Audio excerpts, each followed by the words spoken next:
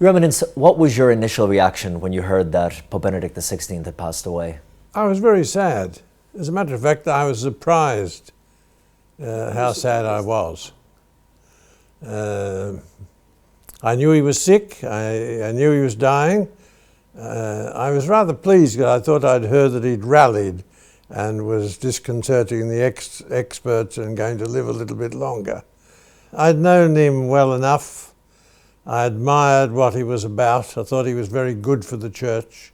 And so it was sad to see another wonderful stage in church history ending. When people look back at his papacy, one of the highlights they point to was World Youth Day in Australia when you were cardinal there in Sydney. What are your memories of that? Well, we Australians, we Catholic Australians would certainly say that. And we believe he's being buried in the chasuble that he used in World Youth Day in Australia. But whether that's Australian propaganda or not, we're not completely sure. It really impressed the great majority of Australians who are not particularly religious, but open. And my greatest memory, he insisted that the great liturgical celebrations, the masses, that we should work hard, that they are prayers and acts of adoration. And so he insisted on reverence and quiet. And we had something like 400,000 at the final Mass, the biggest gathering in Australian history. And after communion,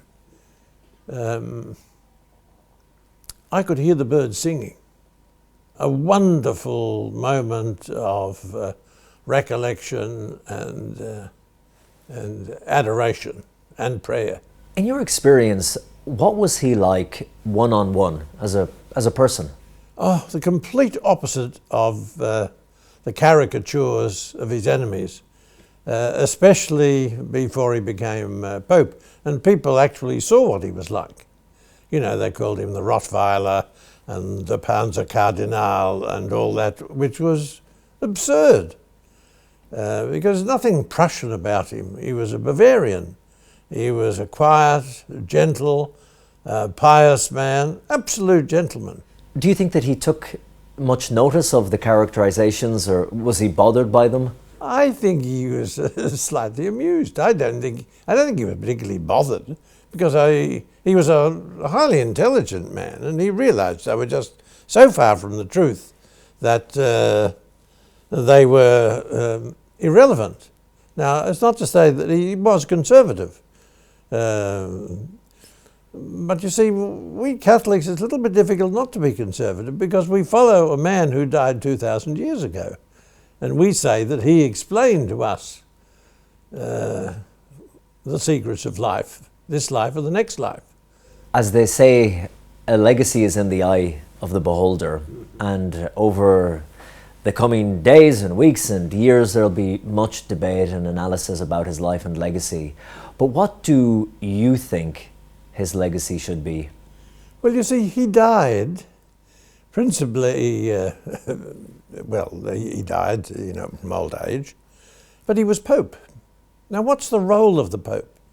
It's not to be the great Catholic preacher, it's not to be the big television star. Most popes in history had nothing like the theatrical and public leadership capacities of John Paul II.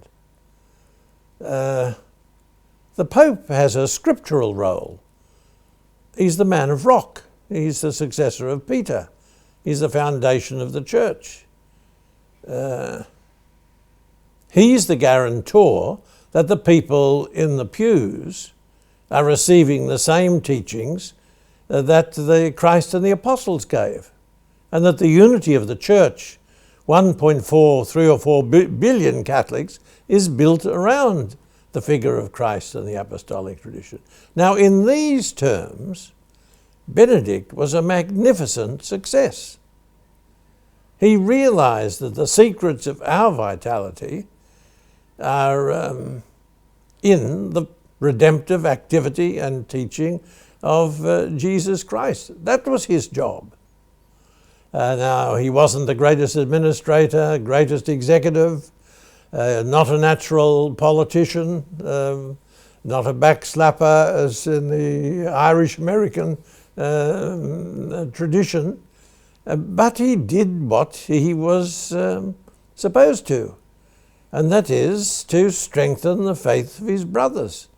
It's not to entertain the non-believers or those who have rejected what we're about. They're an important constituency. We must try to reach them. But what is important is to reassure the people in the pews. Finally, if you were to summarize Pope Benedict as a person and his papacy in one word, what would it be? Well, then let me give 2 words. A Christian disciple. Cardinal George Pell, thank you very much.